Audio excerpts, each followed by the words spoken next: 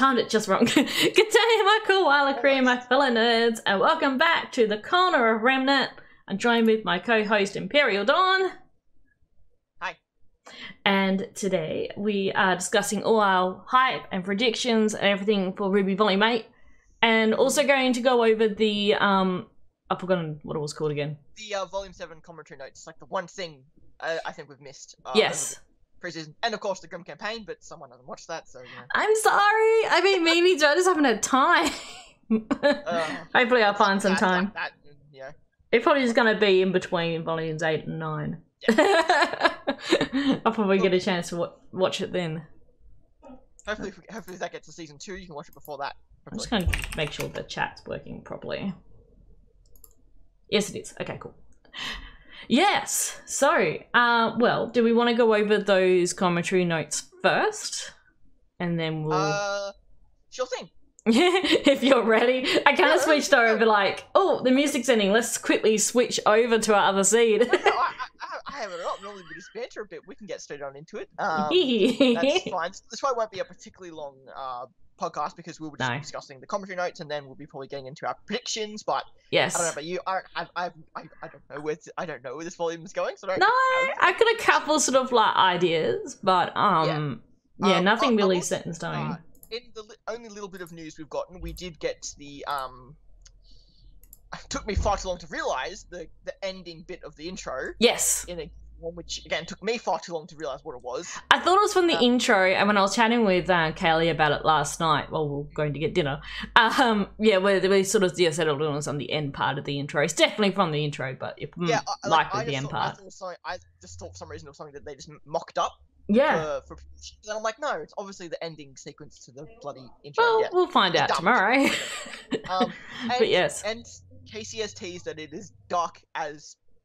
Oh, yay, a dark intro. Because the last like, few... When it fall part 2 or something like that. So well, I'm excited for that.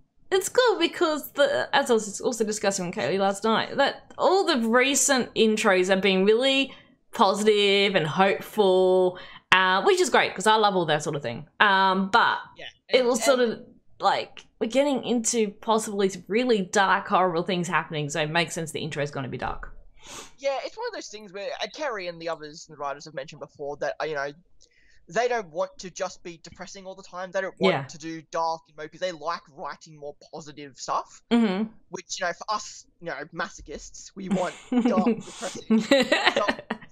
But yeah, you gotta have some light in the thing, you know, and that was the whole point of the teaser they gave out with like Yang and the bikes and stuff. That was the whole point of that was, you know, the positivity was it's not gonna be mopey depressing the entire time. Yeah. But but I'm glad that we are, because again, I wasn't as dark as it seems like we're gonna get. I really wasn't sure how dark it was gonna be, really. But this is I think some positive signs of negativity. If that makes sense. Bad things are happening and going to be happening, so... It seems like they are going to go into that. They're not going to just kind of skirt around it. It's funny, because we kind of want bad things to happen, but we also kind of don't want bad things to happen. Yeah, it's like I said, we're masochists. We just want our own pain. It's going to hurt my heart, but... I'm probably going to end up crying again. Well, at least those videos always seem to get a lot of views when I'm crying. Everyone likes to see the reactions for a reason, I guess. Yeah. Oh my god, that horrible one. Yeah, I think we discussed it last episode with when Boop was playing in Volume 4, and that scene with Ren and Nora, that was ugly crying. It was terrible. Yeah, and I think 50 we're definitely gonna get some more Ren and Nora stuff. This volume, it's so clear that their arc was like a multiple volume arc. Oh yes, yeah, definitely. Which I guess, you know, was frustrating at the time, but it'll be in the long run. I think it'll be the satisfying way to do it. Yeah, there's a lot going on right now. They're not at school where they have time to dwell on these things. Like there's stuff going on in the world, and yeah, and that was the big point I think of Volume 7 is that they wanted to show our heroes as adults, as working with adults, and kind of how they have to cope with that, which mentions here in the notes as we get to. that was one of the big points, is that they wanted to present more Team RWBY's, the whole group as a whole, just as more mature, and how they react again with the Aesops being adults and Ironwood and all that stuff. They're not back at school; they're actually working. Even in Pistol, you know, they still felt like students. You know, yes, they kept getting called students. They kept getting referred to as the students, whereas now they're not. Now they are the huntsmen. Yeah. You know, the only ones that kind of know about this bigger threat. They were the only ones that knew about this bigger threat. Now it'll be interesting to see how the whole world, or at least Atlas is going to cope with that, especially when she's on her way here. Well, she's here actually. She's here, but there's someone controlling the Grim, and she's right at our doorstep. But like you said, I think she'll just sit there, bide her time, and just hope Ironwood turns her corner, because like I said, I don't think she's going to destroy Atlas. No, but then again, unless it sort of works in her benefit too, she probably would. Yeah. Again, going back to the whole, did that avail, and she lost the relic, so she doesn't want to make that same mistake twice, I'd imagine. So the commentary notes. So these have been out for about a month, I think, maybe a little longer than that, and it's the same thing as every volume, just a little bit of tidbits here and there, some things that have been reaffirmed, some things that we haven't heard of, and I'm not going to go into detail of who's saying what in each chapter, but it is different people. It's not just Kerry and Miles. Like, sometimes Eddie's in there, sometimes Connor's in there, sometimes Kirsty's in there. I still need to get her name better. Because she's one of the new writers, yeah. Well, not really new now, but yes. No, not at this point. They're in the long haul. They're almost finished. I think they have almost finished volume 9. Already. Yeah, that's just insane. It's great. It's great, yeah. For sure. So we have, like, just reconfirmed stuff that, like, you know, the whole Penny thing was going to be the end of volume 6. Yes, yep.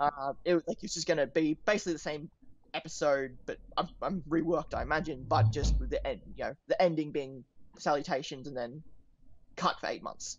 Oh, right. And it was just one of those things for production reasons. They just thought that the Atlas ending would be a bit better. They talk about inspiration from Blade Runner. Those cities for, like, Mantle, but then, like, you have this more like if Apple created a city for Atlas kind of thing, like this super futuristic modern kind of way to do it. And they said that they were really happy that the whole Atlas floating above Mantle was, like, a really happy thing that worked. Like, that wasn't, people didn't see that coming. Yeah. Because obviously the only tease we got was Crow in World of Remnant.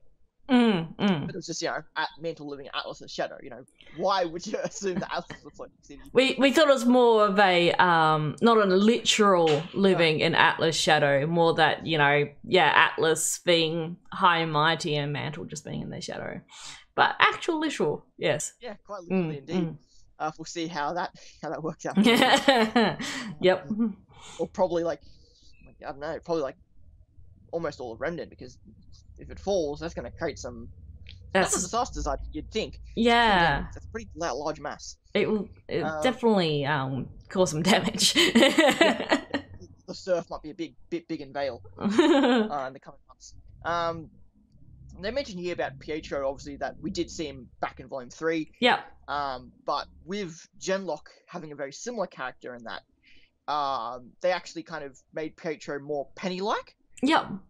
Going into this, but he was going to be more, like, scientific, more upright, I guess. Yeah. But they just, because it was so similar to a character from Genlock, they decided to give him more of a Penny.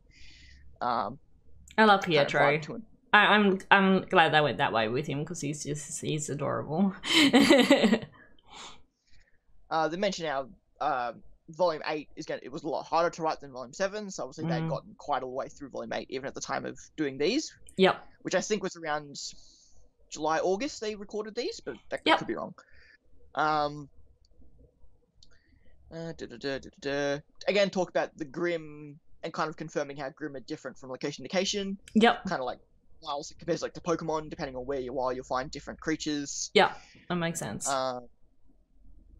Which I would say is fairly accurate, apart from maybe like Beowulfs and Nevermores. Probably there's the more, they kind bit of more common. Everywhere. Yeah, there's ones which are more common. This is the same with Pokemon too, but yeah, they're more common ones that show up all. Especially because it seems that Beowulfs and Nevermore were kind of like the ones that God of Destruction made first. Yeah. Just from the Salem flashback, those seem like the main ones. Yep. And then whether they evolved or whether Salem corrupted them. Bit of both, I think.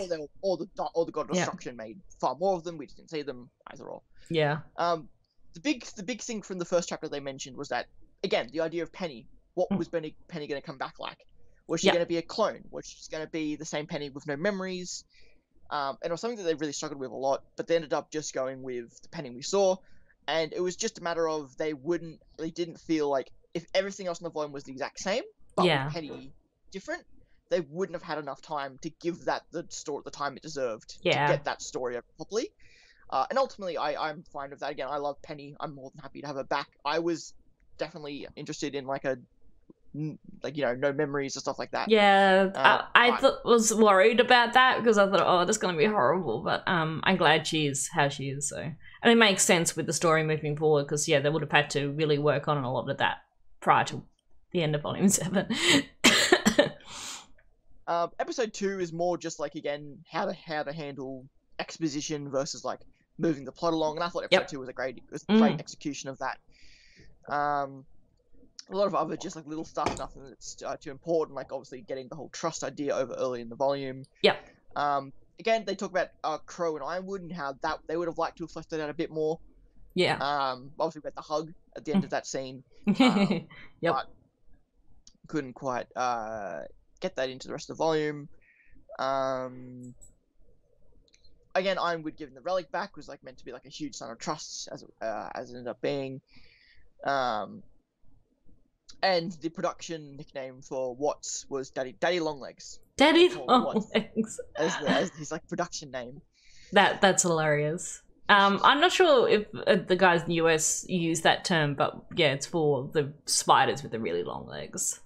I mean, they must have, but I don't know. I always thought it was more of an Australian thing called Daddy Longlegs. I'm not sure. Like obviously for us, huntsman is a spider thing. Yeah. In Australia. I don't know if that's a thing elsewhere in the world. But our big hairy spiders, thankfully non-poisonous spiders, that basically you only see them if it rains. You only see huntsmen if it rains. Yeah. So they come inside.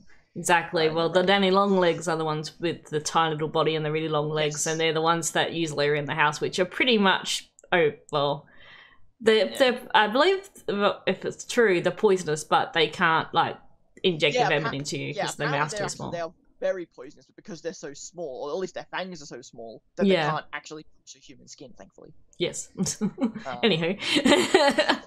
Off the spider tirade. Sorry. No, that's fine. Again, a lot of simple stuff like Team RWBY jumping out of the plane was referenced to Volume 1. Yes. Yep. Everyone in the crew loved John's haircut, so they were very surprised with the reaction they got. They did not see that coming. Yeah, I'm used to it now. It was just, yeah. Again, I like it. I'll admit that the modeling could be slightly better, and that at certain angles looks better than other angles. Yeah. But no, I still like the design of it for sure. They do mention here that they were going to have some like classes and Atlas professors and stuff, but they ended up going more of like the Aesops being their kind of teachers instead, rather than them going back into the school. Yeah, which something I would have liked to have seen, but I understand. But I feel like that would have made less sense. Yeah, it would have made less sense, especially with them being made actual huntsmen and huntresses and getting their licenses. With the idea of them being adult, to put them back into a classroom, I don't think would have. No. That would have clashed a bit. Yep.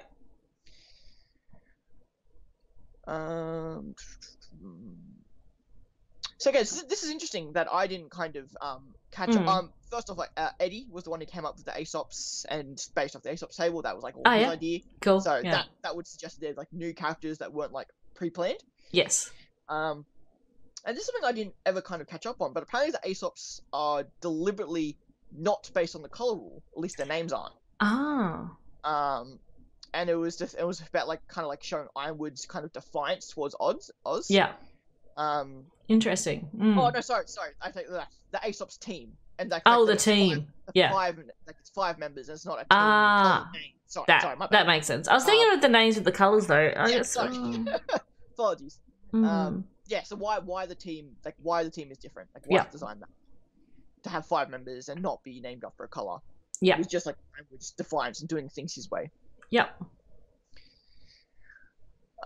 Goes into a bit like of the mine and the Schnee Dust's company and that, and like Blake and Yang's reactions to all that.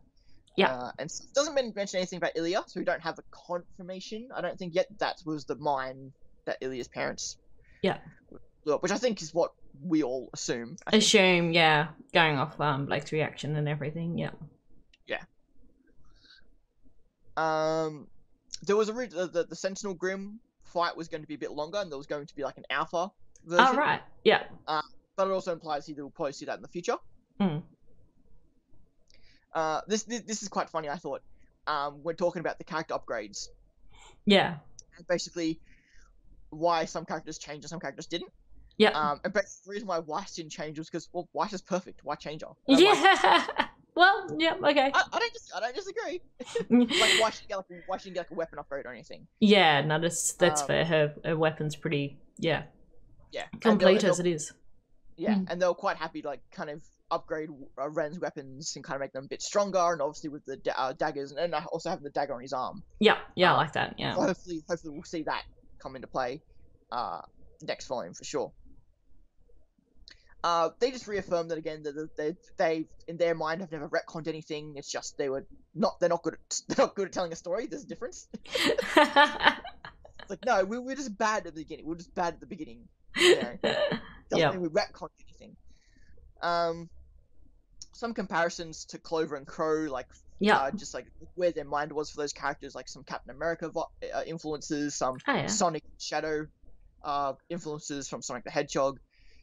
And just kind of like how that Crow at first was kind of like was just bugged by Clover, like wasn't really like that interested. Yeah. But how that, like, you know, but then once like the whole luck thing comes up, he kind of realizes kind of thing here, and kind of like how much their friendship evolves, and then obviously later the tragedy would occur. Yeah. Deliberately left RWBY out of the Geist fight to showcase the Aesops. Yeah. And also just wanted to make the first few episodes feel like, yay, we're winning, we're triumphing, because... Yes. What was going to happen. Yep. Let's just see here. Mentioned again how Volume 5 really made them have a better idea of like sets and like where they use locations again, and kind of make a better value of that, because obviously Volume 5 had the problem where they had massive sets, these amazing, awesome sets in the early episodes that only get used once. Yeah. And then the rest of the season is just the same sets over and over again. Yeah. Again, Jacques' ship is the same one Winter arrives in Volume 3. Yeah. Paula, the one of the directors of the episodes, wanted Blake to hold Weiss's hand because obviously their comparison of abuse that they've felt throughout their lives. Talks about Penny and Winter and like the mirrors that they have in their characters. Yes. So again, I love that. Again, that was my favorite thing from Volume 7. I love them. I didn't expect. Yes. I love that so much. Yeah. I think I mentioned to you this last week, but the Crow and RWBY talk was like last on the priority list to get into this episode, but they got it in. I'm happy because I love that little scene. Apparently the scene where Watts enters Jacques' office was actually really hard because Watts was too tall. It was really hard for them to actually get in, which is funny because I didn't notice that. No, I didn't notice it. No. Talks about the montage, just like, you know, they wasn't too sure about it, but like, I think we've been asking for them to do montages for like the longest time. Yeah. Just to kind of like show our characters evolving in like a quick kind of way to do it. And it was a good point to do it there as well too. I thought it was great. It was good. Talks about penguins and like hints of maybe grim penguins at some point. Oh god. It was interesting to hear how it mentions that we weren't initially going to see Robin until the election. Like that was going to be our introduction to her. But they ended up putting her into episode 5 in that confrontation. Yeah. Which is one of my favorite scenes in the whole volume. I love Robin's introduction. it's actually quite interesting when you think back at it that like by the time we saw episode 6 in the election, that we'd only seen Robin once before, but it felt like we knew her for a long time. Yeah, it does. Yeah. It was really good that they did that, and that again, that volume 5 scene was quite long, so I guess that's probably why they kind of really got to know her quite. Heard about her and seen like the posters and such, and little hints here and there. So yeah. This whole thing with Clover and Robin was kind of meant to be our first hint at Clover's actions in the Crow and Tyrion fight. Right. That like how he's always going to follow Ironwood, like because he clearly likes Robin, he clearly supports Robin. That's he's going to support Ironwood, which is what he did in the final fight. Yes. In his mind, at least, of course. Yeah, following orders. Yeah. Interesting enough, the whole plot of the supply lines and like taking supplies from the wall to Amity was actually kind of a last minute thing to throw in. Oh yeah. But I think it makes so much sense to add so much to the whole story. Yeah. Of Ironwood taking from Mantle, which would benefit the whole world, but of course puts Mantle at the And that's of course what Robin sees. Yeah. Yeah. Weiss Winter, throwback to Volume 3. The training and stuff.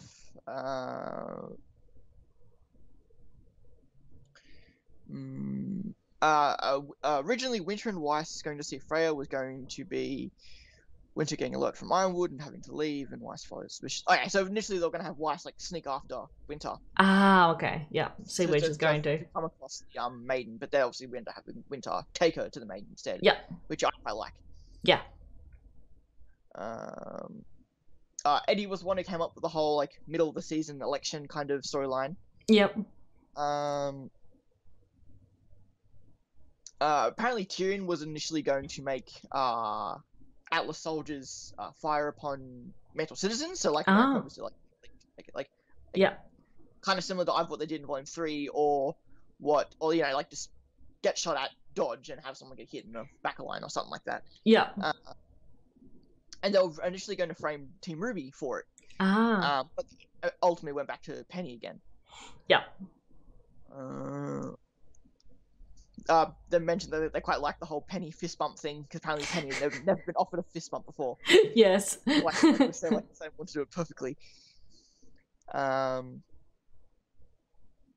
an old draft, they're going to have like a forensic scene at the warehouse after the massacre. Ah, right. But they obviously had to cut that. Yeah, that would have been cool. Mentions again that like they were going to have more Marrow and Blake stuff to talk about the Faunus. Oh yeah. But just again couldn't fit it in. Volume was too packed, but they do plan to do that in the future. Okay, possibly. so we might get it in Volume 8. Marrow is still like the kind of one on the edge. Yeah. So it's possible we could maybe see him join up with our team at some point. Maybe. Which would be pretty cool, I guess. Like, cause I'm not sure. Like, obviously, I don't. Unless we get unless the end of the show is like all our hero, like an end game, like all of our heroes showing up to fight, which I don't know if I'm necessarily a fan of, but that might happen. But I'm not sure how if the Aesop's will follow our heroes after Atlas or not. We're also potentially going to meet up with the old heroes in Vacuo, so who knows? Maybe they will tag along. Maybe. I don't know. If they don't die, of course. Yeah. They did say how they really struggled, that like they didn't want to do anything political for obvious reasons. Yeah.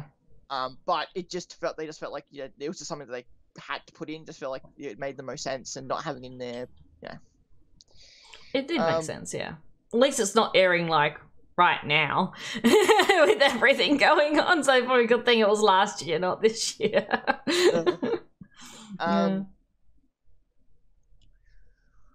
They mentioned they really wanted to have like a really good moment before all the bad shit went down. So with the Renoricans. Yay! And then bad things happened. The reason why the whole Tyrion and Penny thing was just simply that Penny didn't have any experience fighting sneaky enemies before. She'd never fought stealth-based enemies before, so Tyrion just eluded her. It was just as simple as that. There wasn't any trickery or anything about that. Penny wasn't prepared to fight sneaky enemies, because you think she's only ever been a soldier massacring White Fang members. Yeah. Or fighting people one-on-one. She wouldn't have any experience fighting someone. No, that's very true. Trying to avoid her. Yeah. In a sense, so I guess that made sense. Talking about how they don't usually they don't always keep track of like background characters and like reusing models and stuff like that when it comes to background characters. but they liked how like the drunk guy and his friend kept showing up throughout the volume constantly. Yes, and they killed the thirsty mums at the party. Yes. So a really interesting tidbit here was that apparently Fiona's semblance was initially going to be Roman Torchwick's semblance. Oh, right. Yeah, it was going to be called Deep Pockets. Ah. But they never found a moment for the use him, and then they just thought, well, then they came up with the idea of the whole not being there, like how skilled he was without a semblance at all. Yeah. So that is really interesting. The whole like the idea of like a black hole semblance or whatever. Yeah, it's pretty cool. Is actually like an older idea. Yeah, that's neat. So that is really cool.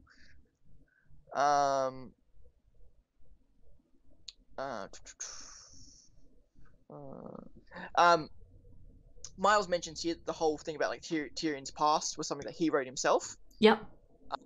Like Clover displayed in chapter 7. Yep.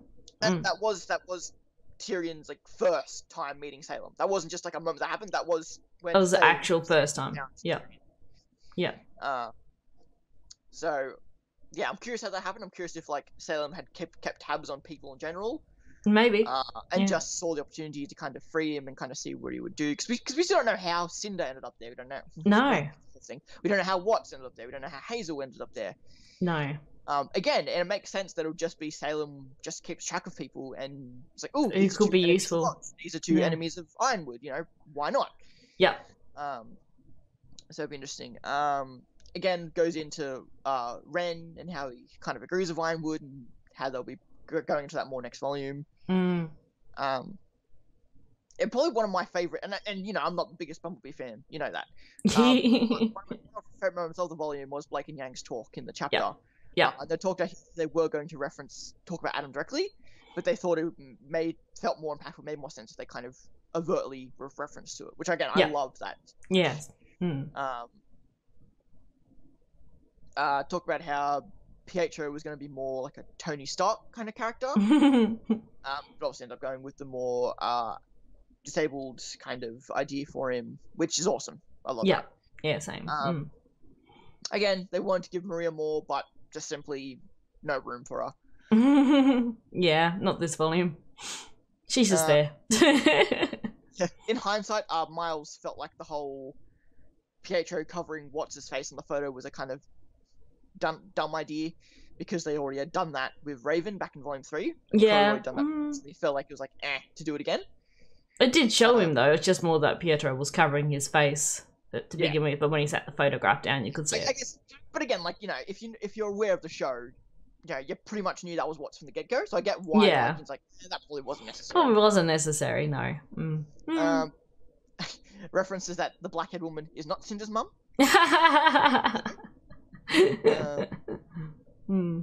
Mentioned that the Robin Bumblebee fight was a rather late addition to the show. They obviously modeled the Atlas vaults after the Haven one, but didn't want to copy it. But like obviously took a lot of inspiration from the Haven one. Miles believes that like Ironwood could have gone either way in the end. Yep. But obviously went the way he did. So like obviously Ironwood's like very much in the middle. Was before he kind of went one way. Yep. Next chapter. They really liked how they gave the hood ornament of the car was a raptor, which is an old multi-reference. Yes. So they're really happy with that. Something that I quite like, again, Miles reaffirms that, you know, to not be so harsh on Whitley and to kind of try to have more of us, but like he thinks that people are a bit too harsh on him and try to get a bit more respect from him. And basically implying that they got more plans for Whitley going forward. Kind of see how that will change. So I'm really excited for that. So I've always been a big fan of Whitley and kind of where his character could go. Yeah. They gave Jacques a much bigger chair at the dining table. Of course. Yep. The whole thing with Juniper and Whitley was going to be quite short, the whole prank thing, but obviously got drawn out unintentionally when they kept working on it, which is something that we discussed before was kind of one thing we weren't a huge fan of, at least with with Ren and Laura being a part of it. Yeah. So that was clearly something that animators kind of just got out of hand with. It wasn't something that was they just had a lot of fun with it, and which in hindsight is awesome and makes sense, and I think it's funny and everything. It just felt a little out of place, but I agree. Apparently the stack of food was going to be a lot taller. Oh god. let's just take this down a bit. Yeah. Along with the big chair, another power move Jacques did. I didn't notice this until I read this. Was that he deliberately didn't give Penny any food. He wine food to everyone, but didn't give any in front of Penny, which is again not a bad thing, but like it's like, all right, okay. Yeah, well, he's like, well, you're not human. You're not gonna eat it, so. Not wrong, but still. Still. Yeah.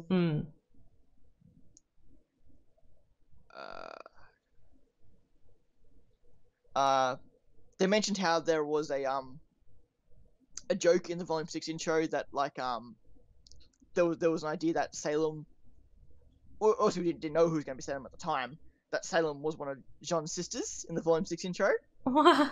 They mentioned, because just a blonde-haired girl. Well, that's true. Yeah. Which is funny because we had so many theories that Salem's connected to Jean in some way. Yeah. Yeah, like bloodline-wise, which you kind of realize now that's probably not the case at all. No. Because she doesn't have any. We assume doesn't have any bloodline. I mean, she could have done whatever she wanted over the past 1,000 years she's existed, or however long. It's true. But, just like the similar symbols and stuff. They mentioned that they had no plans for the Penny and Winter thing to go as deep as it did this volume, but they just found it once they started doing it. They actually kind of really liked it. Yeah. So that was like an intentional connection. Yeah. They mentioned how they really enjoyed the Weiss and Willow scene. Yeah. And they really wanted to portray that Weiss didn't know how to act around an adult who was having such an adult issue. Yeah. Since Weiss is quite young herself, and obviously hasn't really been around adults for some time now, apart from Crow. Yeah. Which, adult is a bit of a stretch. So yeah, she herself was feeling quite uncomfortable seeing not just her mother, but just like an adult dealing with such a adult problem. Yeah. And we saw that again with Weiss had a similar thing in Volume 6, obviously a little less significant because it was just Crow. But yeah, how she felt about that. Yeah. Did they say anything about Willow's name? No, they didn't mention anything. Okay. The name. Yeah, there's no confirmation if it was necessarily like a fan-driven name. Well, we just guessed what it was. Who knows? They emphasized how they really wanted to make the whole heating thing very visible in the early episodes, so that when it was shut down in Volume 8, it would be very noticeable. Yeah, which that is makes something sense. that I remember picking up on quite a bit when watching the volume. That it clearly had a lot of heating. Yeah. Which is cool, but also they didn't want to mention it directly because they felt there was no need to. Yeah. It was just showing how they were surviving the cold because they got the heaters, and and then it was very noticeable when, of course, the heaters went out. What impact? So yeah. They mentioned that one of the main reasons why Mantle was kind of overrun so quickly is just obviously because the war damage it already had, but also just to kind of show that Atlas was far more interested in protecting itself with like the fleet and all that stuff, and how they just kind of showing they don't really care about Mantle all that much. Yeah.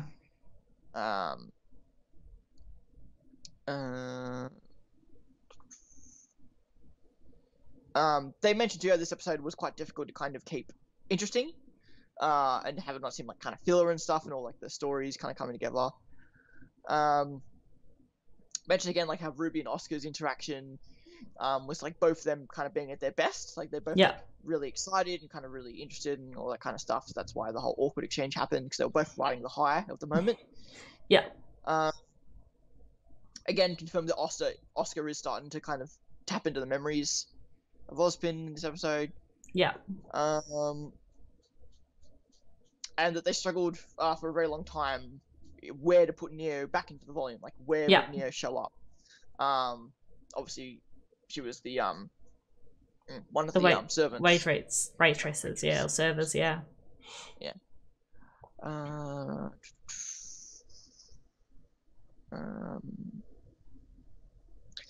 They mentioned how they didn't want to overdo the long shot in chapter 10, where you saw like all the fights.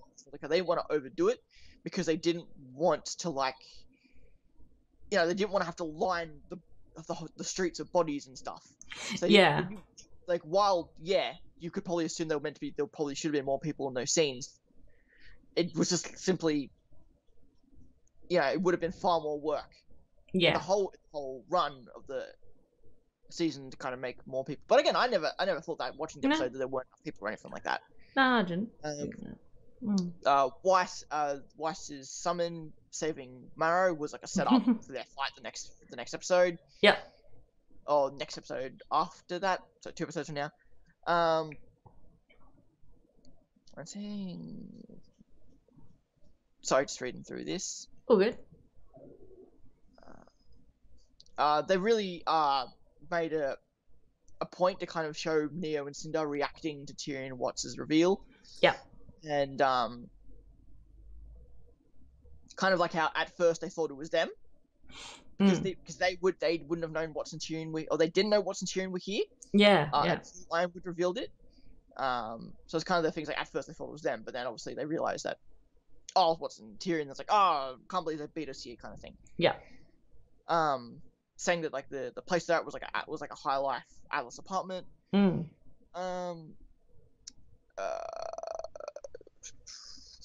This was the first time they felt they could show Elm's weapon. We saw with the bazooka. Yeah. Apparently they had to in this episode they had to go back and make the streets wider.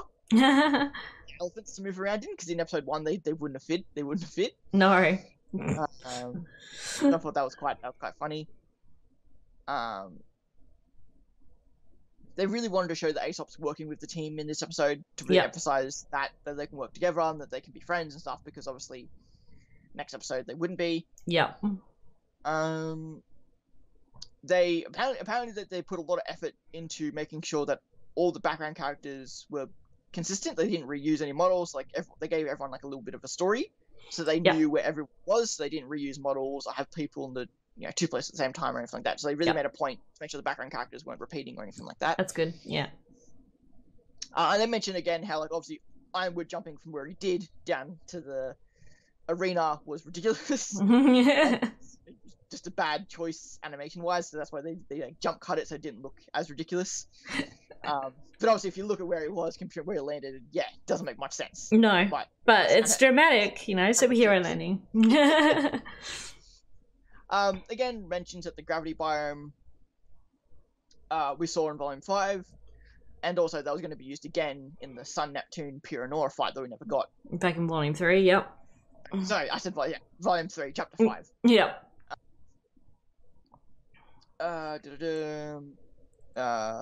Again, Watts' gun is a 20-shot revolver. Again, Ironwood losing his arm, losing a piece of his humanity, which I know people think is a questionable story idea. I don't mind it myself, but I know some people don't like that, but that's fine. Well, it seemed to be going less and less human. It makes sense in a way. Yeah. The first cut of this episode was going to be like 23 minutes long. Goodness. That's kind of bad. Yeah. The Tyrion, Crow, Robin, Clover fight was going to be like a chase scene. It was going to have like Tyrion, like a Crow turning into a bird and following after him and stuff. They were going to have some more banters and stuff in that fight. But then they would have run into some Grim and stuff, but they do end up doing with the idea they went with. Yeah. They really wanted to show that Tyrion could handle himself in a 3-on-1 fight as he did, at least for as long as he did, to kind of like show how good Tyrion really can be. Obviously, the fight was a callback to Volume 4 fight. Yeah. But now that Crow had backup that one, he didn't care about as much, and he also knew could handle themselves, obviously did a lot better this time. He didn't have to worry about RWBY. Yeah. As he did back in Volume 4. Again, Clover is the defense, Crow is the offense, and Robin is kind of like the long-range assist. Miles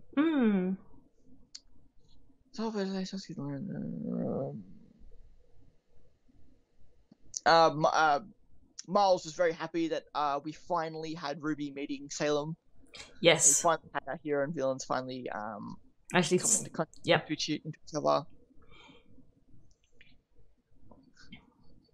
They wanted to have Cinder and Neo a bit more in this volume, but they had to cut it. Yeah. They move on to chapter 12. They wanted to have like a false sense of resolution in this episode, so like obviously with Team RWBY being the Aesops. Yeah. Like wanted to have that a lot before the Crow and Tyrion fight, and then obviously Salem coming in. Carrie learned that that in Volume 5 that everyone fighting in a big room doesn't work too well. No. When a lot of thought went into that. Obviously, everyone going into separate rooms. Yeah. In this fight.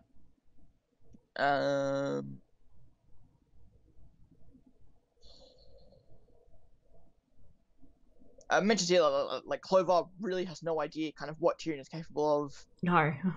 And he does think that Crow is a big threat, like with Tyrion manipulating him. And Clover simply saw Crow and Tyrion both on the wrong side of the law.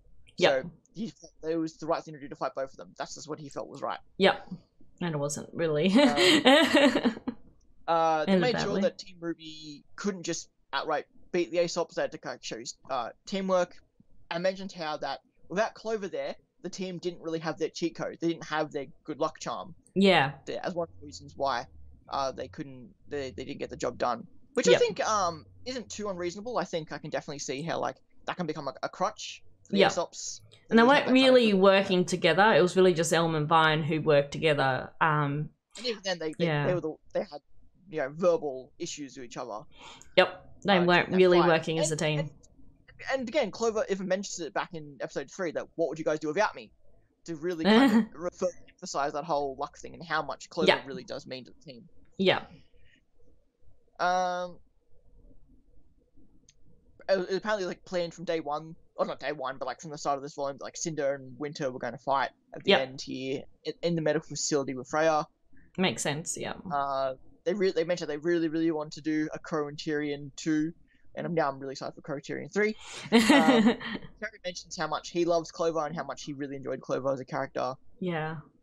And the whole thing of Crow and Clover was just like this is one of the first people that Crow's ever met that was just a genuinely nice person. Like there was no bullshit with Clover. He was just a nice guy. And Crow was just like I've never met a guy who's just a nice guy, you know. He's a nice guy, yeah. Ozpin is like the mentor, but obviously that got fucked with, and then Ironwood, doesn't like Crow doesn't like many guys in his life. No. Doesn't like a lot of women in his life either, to be honest. Just true. But yeah, I think that's why the whole Clover thing was such a hard hit for him. Yeah. He actually started to trust him and really like him, and then interestingly enough, the Neo and Orange fight was going to be even shorter initially. Okay. Which is crazy to me. But obviously ended up having the fight they did. They said that initially they were going to have Cinder use her magic to kind of control and puppet a bunch of Elysian Knights to fight Penny. Yeah. While she was fighting Winter. Which obviously I think would be a joke to the RWBY Chibi and the Cinder puppet. Yes. And obviously like Salem and the puppeteering and all that kind of stuff as well. Which I think would have been cool because obviously we don't see Cinder using too much of her main power other than fire. Yeah. So it would have been cool to see her use a bit more like different than that. It was just one of those. The moment where Cinder kind of like burst through the wall was just kind of like just to reaffirm the kind of idea that Cinder herself doesn't know how powerful she is. Yeah, she's still learning how to control it. She's like, oh fuck this, and just like blew up the whole facility kind of thing. Yep. Again, hinting more towards Ren struggling with the emotional stuff, and hinted that we'll get more of him next volume. Yeah, awesome. They were well aware that people weren't going to be happy with Ren this volume, but again, they knew where it was going. Yep. Well, they know where it's going. We don't. So that makes sense. Yeah. Well, that's what I mean. Like they knew that people weren't going to be happy with Ren. Yeah. This volume. They were aware of that, but they thought it was worth it for what's going to come. Miles mentioned how like he was really like he was getting very emotional over the Freya scene and Penny and stuff. Yeah. Oh. Apparently there was a lot of back and forth on how Penny was going to get the powers. Yep. like they're going to kill Freya, they're going to actually use the pods to give her the power and stuff. They started calling Oscar this volume Farm Man. Farm Man. Is like nickname in the post and stuff. Obviously, Ironwood still wants Oz around. He wants Oz to show up. He wants Oz to help him, but obviously Oscar, he just doesn't want Oscar's help. Well, we ended up achieving that in a way. I guess so. Yeah, Ironwood just felt like he was backed into a corner. That's just how he felt. It mentioned here how, like, you know, Winter was preparing for this. It says here that Winter was waiting a whole life, which obviously isn't quite accurate. Yeah. From what we were told, but just the idea that Winter, you know, was like, this was something that she was looking forward to for months and years at this point. Yeah. She just gone like that in a second. Yeah. Kind of affected her quite strongly. Yeah. But obviously didn't have time to really kind of let that hit her. The Oz monologue was something that they were struggling. They took like a whole day to write. Yeah. I think we've heard of that before. Perfectly. Yeah. They really wanted to start this volume the same way it ended, with the shot of Atlas. Yep.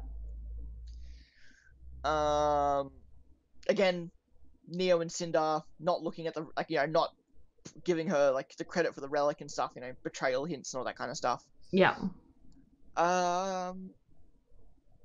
Oz, it says here that like Oz came back because he saw how brave Oscar was. Yeah. To come in front Ironwood, and that's what kind of inspired him to come back. Again, confirmed that the Grim Whale is Monstro from Pinocchio, which we saw in Pietro's office. Yep. At the start of the volume. Again, reaffirms that Volume 8 has been the hardest to write, but super excited about it. And that they did put a lot of fan input into Volume 8. But Volume 9 will be written in a vacuum, obviously, because it won't have any feedback from Volume 8. Yeah. But they try to put a lot of feedback into Volume 8, because they're not going to be able to do it to Volume 9. Yeah. Okay, done. That was really interesting. That was good. Yeah, a lot of really nice tidbits there for sure. Very interesting. So what are your thoughts? You said you had some ideas for Volume 8. Some ideas, yeah. And also sort of what Kaylee and I were discussing last night, because we'll talk about it, that we think early on in the volume they're going to get separated, which makes sense because they're in the two teams, whether it's purposely or something happens. Kayla, thank you for the resub! Just as I start talking. That's fine. I'll just let that play out. 10 months, not a cow. I mean, I'd assume it'd be that way because, like, in the trailer, like, John kind of mentions how, like... Hoi, Lisa. 10 months. Hi, Kaylin. Thank you so much for the resub. You're amazing. Like, John mentions how that they can, like, rebuild Amity and, what was the other thing? Get the relic back? And save Mantle. It was... Save Mantle. Yeah. They might not do both. Yeah. So, exactly. Whether they purposely separate or something happens to separate them. And also, like, with the GIF we saw of the end of the intro, how RWBY was separate to the others as well, which was interesting. So maybe RWBY does get separated for them, or she does go and infiltrate that base we saw in the trailer on her own, possibly. But it was interesting how she's separate to the others, and you've got Oscar standing where she should have been standing next to Weiss, which we also found was interesting. So, Oscar's going to regroup up with them at some point. My sort of thoughts too is all these going to happen, but it's all going to end, with my idea anyway, with a confrontation with Salem. And one of the things I think about this is Till the End song, where it talks about if we fall to darkness, this power I will harness. So I'm thinking really either this volume or later on, but I think it's going to be a confrontation between RWBY and Salem, which would be interesting. Especially Salem ends up getting Oscar, which she's going to be hunting down Oscar by the looks of it. If something happens there, RWBY gets captured along the way to face off with Salem. That's one of my thoughts. It's going to be a face off with Salem at something near the end. But besides that, I'm not really too sure. There's a lot going to go on. But yeah, maybe two different storylines as well as the villains. I wonder because I just had this thought now because I remember Miles mentioning that Neo's going to have a bit more of a role this volume. We're going to kind of really get into Neo this volume. Yeah. From memory, that could obviously change. That could have changed, or could be wrong. But I'm just like, I wonder if maybe like, because we know that RWBY is with the team and Nora and Penny. Yes.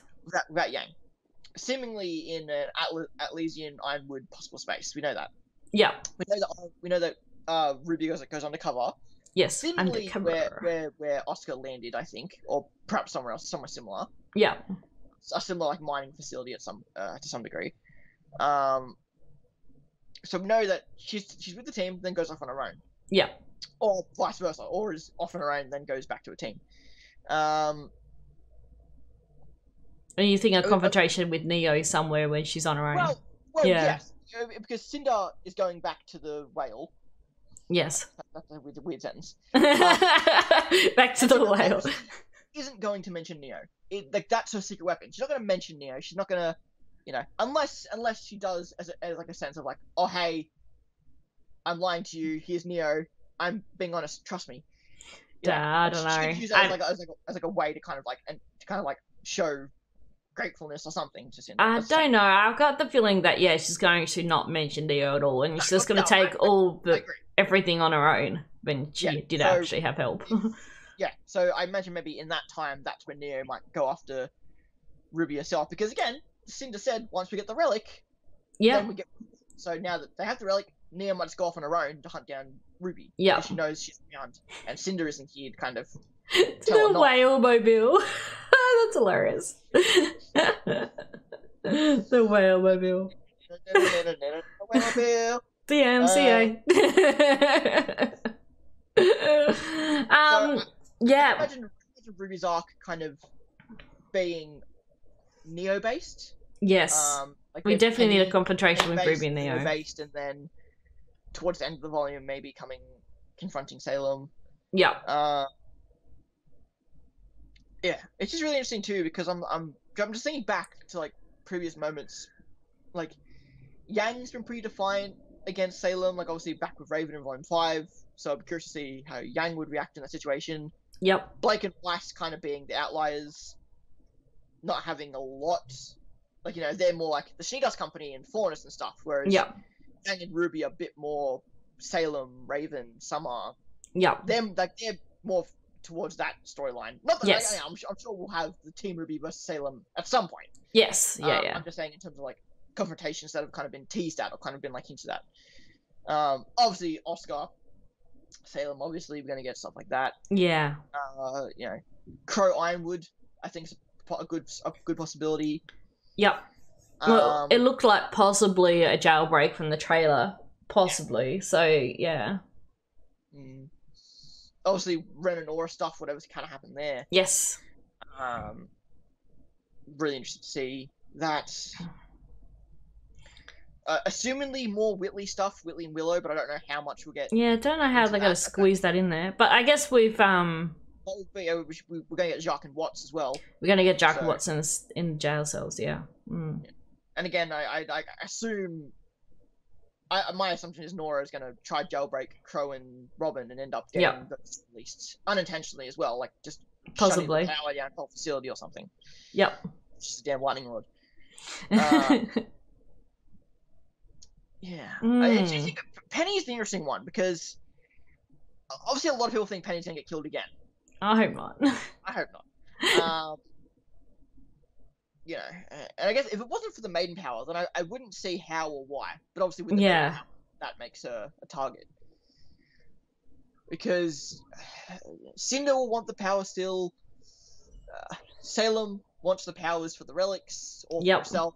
I think the Corner of Remnant book mentions that Salem wants the powers for herself, but whether that's accurate or not, I don't know. Yeah, it's really interesting. I don't. No. Well, I guess I don't know. Like, I mean, we assume Penny will have to go back to Atlas to get the relic. Well, you see her with RWBY. Yeah. Yeah. RWBY and the rest of the team. Yeah. So maybe they'd want to. Maybe they want to get the relic. Yeah. All I know is that it comes out tonight, and it's only until today that I've actually kind of been like, yeah, I know, it's really kept up to me because I've just had a lot going on recently, and there's like, oh my god, RWBY is coming out tomorrow. The world is a busy place. Yes, yes. Definitely a lot of stuff pops up. So yeah, I really don't know. Obviously, we'll be here for the next, hopefully, 14 weeks straight. We will be doing these podcasts weekly now, except there might be a gap maybe, but generally we'll be weekly for each episode. There'll be a Christmas or New Year's There'll be a break. Probably. And I believe we're going to be on the Bootcast, so Kaylee's podcast at some point as well. Some point, yes. Yeah, that'll probably be a break in the Corner of Remnant. Yeah, so you'll probably get probably 2. I don't think they do Thanksgiving breaks, or they didn't, or I don't think the New Year's Christmas is normally just the 1 break. So yeah, we'll probably miss 2. I thought I lost you on Skype for a second. You froze. Okay. All good. Okay, yeah, so yeah, it will be weekly. We'll let you guys know, of course, what's happening on our Twitter. Most likely will be the best one to go. Did I get it right this time? Yes, I did. Woo. So yeah, make sure you follow us on Twitter for updates on the streams. These will also will be posted on YouTube 24 hours later as well. So if you're watching on Twitch, they are going up on YouTube. If you're watching on YouTube, they will be live on Twitch. If you want to watch them and chat with us. Of course, if you're on YouTube and you got any questions for us, feel free to post them below. Nothing about Chapter 1. Or my Dropbox will jump on you and delete your comments. Yeah, so, yeah. If you want to talk spoilers, come to my Twitter. Yes, Otherwise, yeah. No spoilers. I will be doing my reactions. I believe Kaylee's doing reactions as well. Though we're going to be doing Chapter 1 together. Yeah, so that will be happening tomorrow for me. And, of course, won't be going up on YouTube until the episode's out public the following weekend. So, yeah. So, that's all happening. Yeah, I'm going to be starting up the art grind again, like full properly. Hopefully posting... check out the art below. There's a really cute waifu art there. Hopefully burning 3 a week for 14 weeks. But at least we get that break week at some point. That's fair. Yeah. Don't burn yourself out too much. If you only get 1 or 2 done, it's fine. It's okay. Yeah. It's a lot. Yeah. I'm not sure how I'm gonna be handling it. Art has been pretty tough this year. I've taken a few breaks this year, and numbers haven't been great. But you know, hopefully with the RWBY hype, you know, that changes. Hopefully. Well, that's the thing. It's RWBY season is starting up, so things are gonna be really amped up. Absolutely. So that should help with that. And yeah, exciting times. Of course, like I said, my stuff will be spoilers. I won't tweet out spoilers directly, but obviously the art posted will probably contain a character relevance or the new character from the episode. Normally my priority. So just be aware of that. I will be having hashtag RWBY spoilers, hashtag spoilers, hashtag RWBY8 spoilers. So make sure all the spoiler hashtags. Yep. To mute any of those in. If you are posting on Twitter, make sure you use those spoiler tags if you are posting something spoilery. And if you want to avoid spoilers because you're not a first member or you're not able to watch it straight away or you just want to avoid spoilers, make sure you mute those hashtags. It's very important. I will be saying off Twitter the Sunday morning because, of course, as we'll say, it drops like at 2 a.m. midnight or 2 a.m. our time. So I'll be trying to react to the episode Sunday morning. And then I'll be able to hop on social media. Yeah, same. Yeah, I will be watching in the morning of, not the night. So yeah, I'll be watching them like 6 hours after they get released or something like that. Yeah, I will still have comments on my reaction videos. I will just be turning notifications off, and I will be having people checking my comments for me as well, especially in that period from when the newest episode drops to when I'm able to actually watch the newest episode. Yeah. So the live streams will be coming out on the Saturday after the episode. So it'll be 6 days after the episode comes out for first members. So if you've got first, watch it then. Hopefully, please Twitch forward or live. And then by the time it comes out on YouTube, it will be free on the Rooster Teeth website. Yeah. Next day. Yeah. So if you're first, watch on Twitch. If you're not first, watch on YouTube. The only thing is, I don't think they'll be posting the actual episodes on YouTube, but they will be free to watch on the website because they've actually recently pulled all RWBY episodes off YouTube. Yeah. We should still be fine with our reactions. Haven't heard anything new about that, so that's all fine. Nothing in that regard has changed. Yep. It's just they still want, again, but yeah, it makes sense because if the episodes aren't going to be on YouTube, then reactions are a way to promote their stuff. Yep, absolutely. So you can still watch it on the websites. If you're able to, I definitely recommend getting first membership, even if it's just for these next couple months, just so you can watch the episodes as soon as you're able to and not have to worry so much waiting a week and getting spoiled. Because I know it's money, but if you're able to, I highly recommend doing it. Yeah, and it goes to support the show. Yeah. And, and again, if we want the show to do... And again, the reason why it's not on YouTube anymore is because it wasn't making any money on YouTube. No, it wasn't. It's as simple as that. Exactly. And again, and also, if you... And check out the new apps. If you've got, like, a smart TV or you've got a mobile device and stuff, you can download the episodes onto your mobile device or your TV and stuff as well. Yeah. I checked that out the other day. It worked fine for me. I haven't tried it myself yet. If you have any problem with the Rooster Teeth website, I never have more problems than I do with YouTube. Yeah. Again, I watch the Rooster Teeth website probably more than I watch YouTube these days. But again, if you're a fan of video games, and check out the first achievement on first. Check out the Achievement Hunter stuff. If you're a fan of, they have a ghost hunting show. They have so many catalog shows as well that are exclusive to first and stuff. Yeah, if you do get first membership, don't just watch RWBY with it. You can check out all the other exclusive Rooster Teeth content as well. Yeah. It's not an Android TV. Hopefully able to figure that out. So it's still new. I think they're trying to get the app on more platforms as well. Yeah, it's a new thing. So hopefully, they're able to get that sorted soon. Hopefully. Yeah.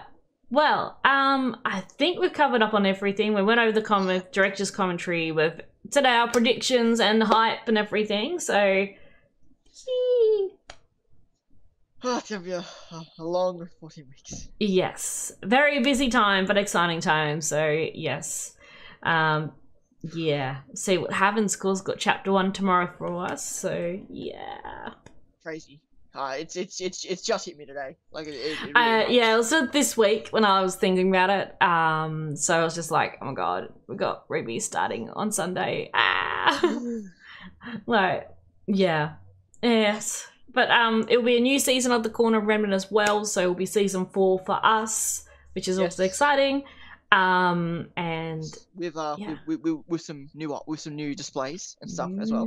So look forward to seeing this. I had to get that all set up. I haven't done that yet. Let's do that. Still got to do the new intro thing. The starting soon. So that should be alright. That shouldn't be too hard. Yes. So thank you everyone, whether you watch this live, Twitch VOD, YouTube VOD, seriously, any and all support really appreciated. Me and Larissa just love talking to each other about this kind of stuff. So whether you're here or not, we'll keep doing it because we enjoy these discussions with each other. Yes. So if you guys want to come around, join myself, Larissa, Waifu, the Great One, whatever is my wasn't in frame, but she's here. I think. Yeah. Wait. I'm waiting for. There we go. Yeah. All hail the Great One and Waifu. Yes. And we'll see you all next week to discuss chapter 1. Woo, it's exciting. Enjoy, everyone. Don't think we've gotten the title yet. I don't know if we got this early on. I haven't even thought to even look at that yet. I'll just quickly refresh the Reddit. Just hang on 1 second. We'll just check and see if there's anything on Reddit. I doubt it because the schedule is pretty good at hiding that stuff these days, but it might be up on Verve on something. Sometimes we get the title or the thumbnail early. But yeah, I think it normally comes from Verve, but we'll have to see. They might be extra cautious when it comes to the first episode. Especially first episode, so yeah. Reddit. Come on.